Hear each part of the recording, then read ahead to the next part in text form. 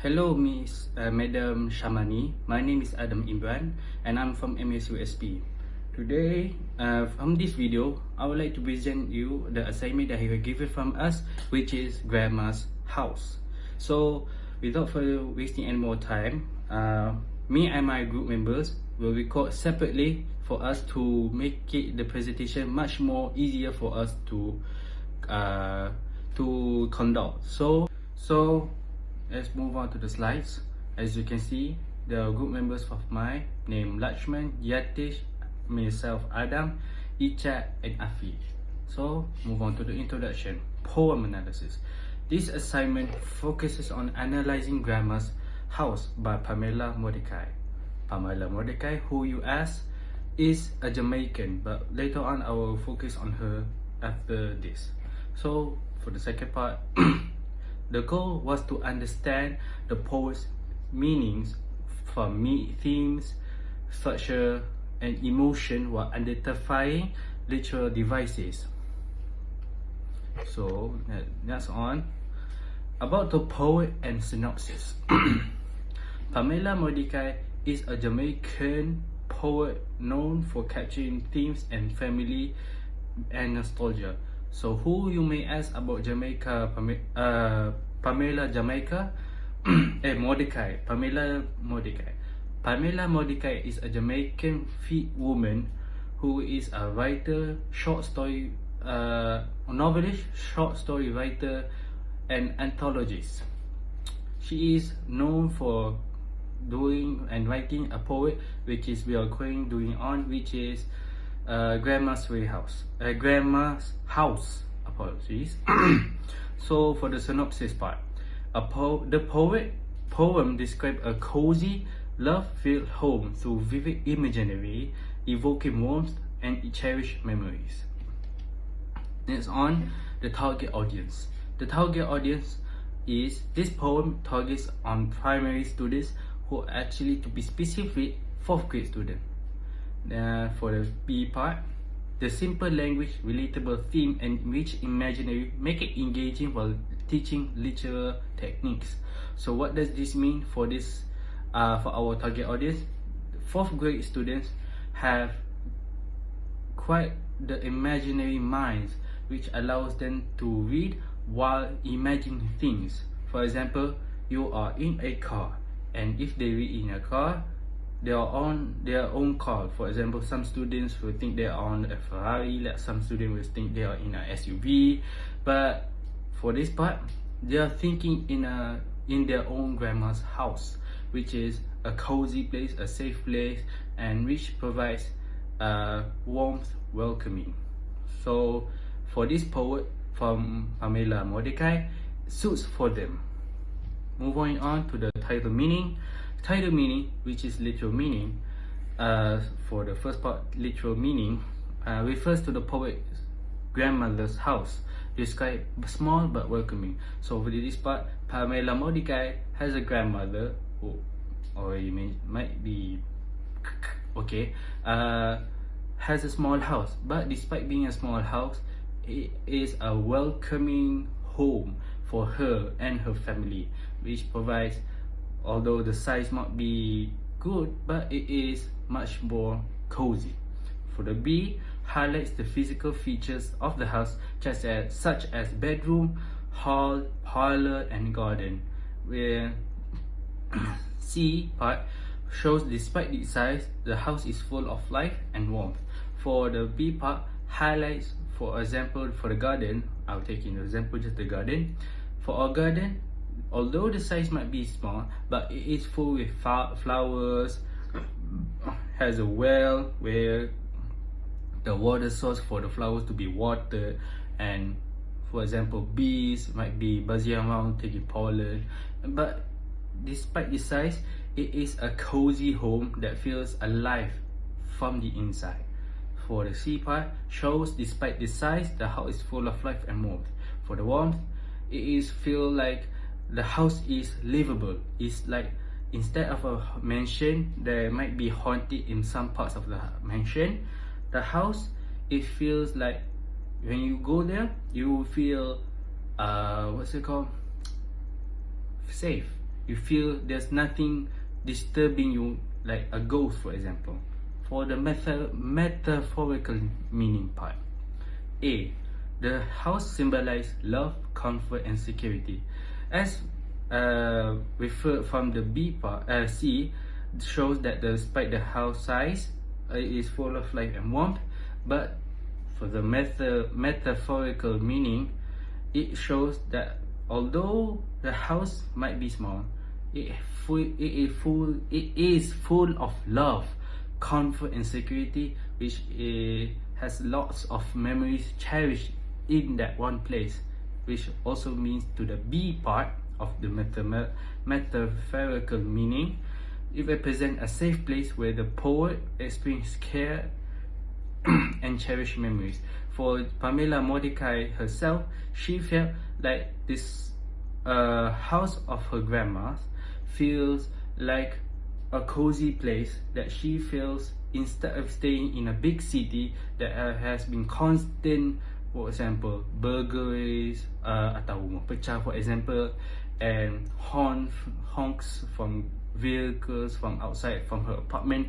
It feels like a real home, like there's nothing to disturb her, and she and her family feels like they are welcome to be in that kind of home.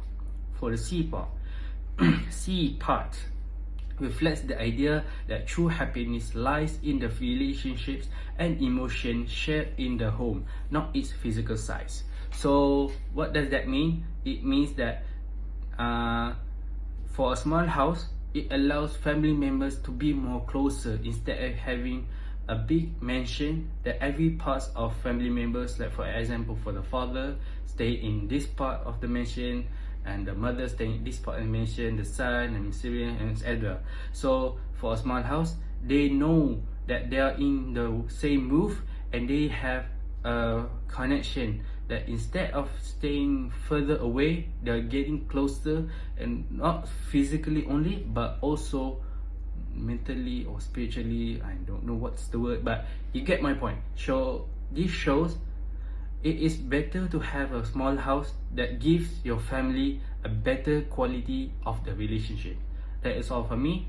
Move on to the next person. Thank you. So greetings to Miss Shamni. I'm Yadish Ravichandran and I'm from MSc SP, and today for this presentation I'll be covering themes and the stanzas of the poem. So the first thing about themes is family and love. The poem beautifully shows the close relationship between the poet and her grandmother. So simple moments like sharing a pot of tea becoming symbols of love and connection. It also reminds us that the warmth of family bonds makes a house feel like a home. And the second thing is nostalgia and childhood memories. The poet takes us back to her childhood memories at grandma's house, filled with comfort and also familiarity. Everyday objects like clocks and flowers become warm reminders of a time when life felt simpler and full of wonder. Other than that, the poem makes us reflect on our own precious memories with loved ones and the places that shaped us. And the next thing is simplicity and contentment. The poem shows that happiness doesn't come from material things but from love and shared moments. So grandma's house may be small, but the feeling it holds are big and also meaningful. It's a reminder to find joy, whether it's sitting by a stream or enjoying a quiet moment with someone you love. The next thing is about the stanza, the meaning and the poetic devices and the personifications. So the meaning is, grandma's house is described as small, but it also holds a lot of warmth and sentiment. The poet paints a picture of a cozy space where every corner holds memories and love. The poetic devices. Imagery.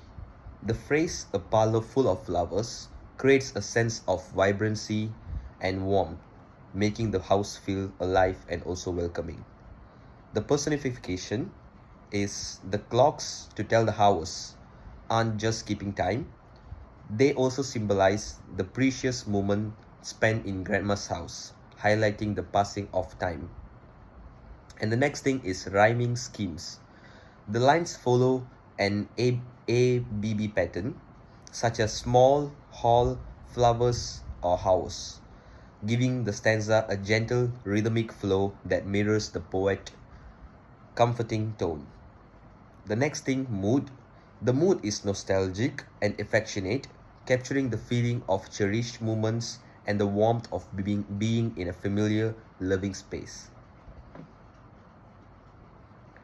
And the next stanza. This stanza focuses on simplicity, comfort of grandma's house. So small details like the cat sleeping on the mat and the clean, white bathroom create a sense of peace and familiarity. Poetic devices, the imagery. The description of the bathroom, cool and white, highlights the cleanliness and tranquility of the space, making it feel calm and refreshing. The alliteration. The phrase towels soft adds a gentle rhythm to the stanza, enhancing the soothing atmosphere of the home. The next thing, rhyme scheme. Like the first stanza, it also follows an AABB pattern such as cat, mat, white, bright, reinforcing the poem's steady, comforting flow. The mood is comforting and peaceful, evoking the feeling of being in a place where everything is feeling familiar and safe.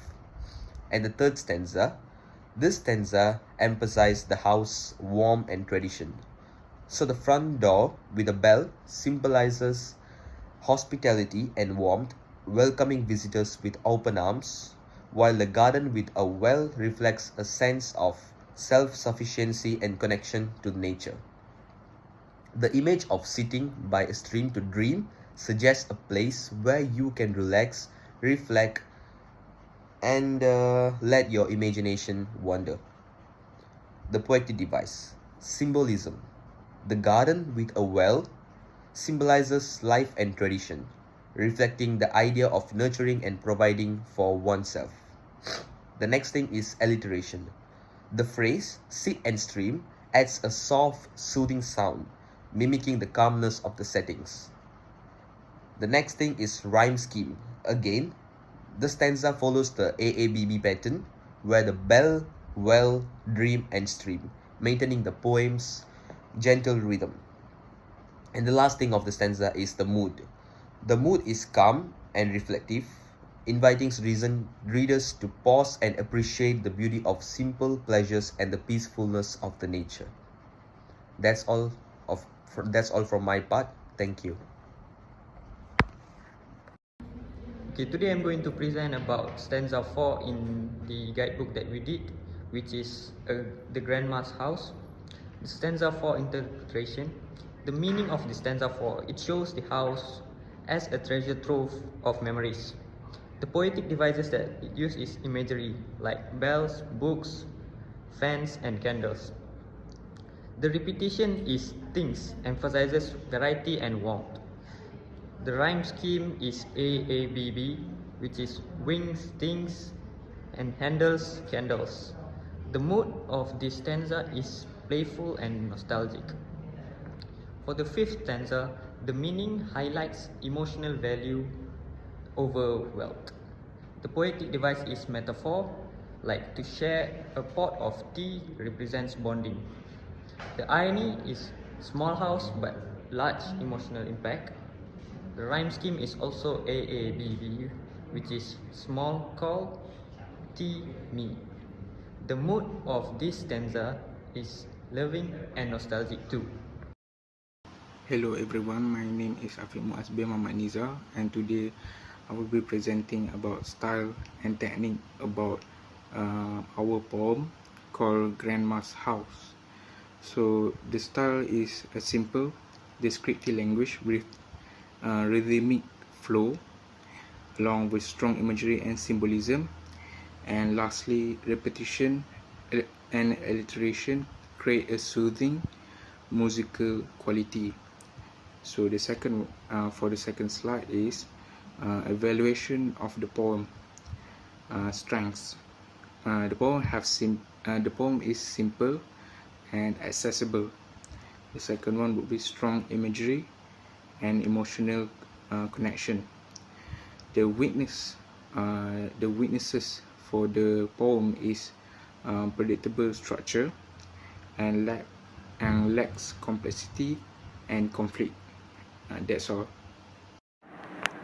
In conclusion, this poem serves as a poignant reminder of the enduring power of love, comfort, and nostalgia, and the true source of happiness. Through simple yet executive language, it paints a vivid picture of cherished memories, emphasizing that the most valuable treasures are not material possessions but the warmth of human connection and shared moments. The poem's enduring message encourages us to cherish those intangible riches and recognize the profound beauty found in love and family. That's all from me. Thank you.